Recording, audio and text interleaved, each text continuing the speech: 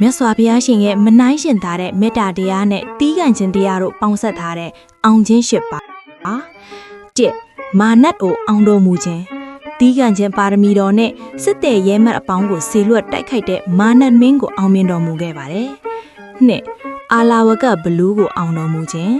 ကြမ်းတမ်းခတ်ထန်လာတဲ့အာလာဝကဘလူးကိုမေတ္တာတရားနဲ့ယဉ်ကျေးအောင်ဆုံးမပြီးအောင်မြင်တော်မူခဲ့ပါတယ်3နာလာဂရိစင်မင်းကိုအောင်တော်မူခြင်းတောင်မူပြီးပြေးဝင်လာတဲ့နာလာဂရိစင်မင်းကိုမေတ္တာစွမ်းအားနဲ့ဒူးထောင်စေပြီးအောင်မြင်တော်မူခဲ့ပါတယ်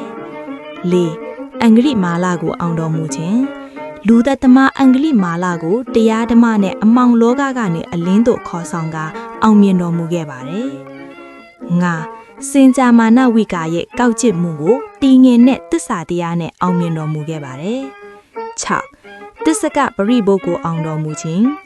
အကြပ်ပညာမန်တက်နေတဲ့တစ္ဆကပရိဘုတ်ကိုဉာဏ်တော်အလင်းပြပြီးအမားကိုအမှန်ပြင်းကအောင်မြင်တော်မူခဲ့ပါတယ်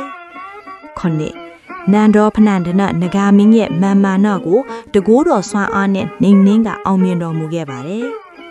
10ပကဗြဟ္မာကိုအောင်တော်မူခြင်းမိစ္ဆာဒိဋ္ဌိအယူမှားနေရဲ့ပကဗြဟ္မာကိုဉာဏ်တော်စွမ်းနဲ့အယူမှန်ညစေပြီးအောင်မြင်တော်မူခဲ့ပါတယ်ဤအောင်ခြင်း၈ပါးကိုနာကြားရသူတိုင်းဘီဥပဒ်အပေါင်းမှကင်းဝေးပြီးအောင်မြင်ခြင်းအဖျားဖျားနဲ့ပြည့်စုံကြပါစေ။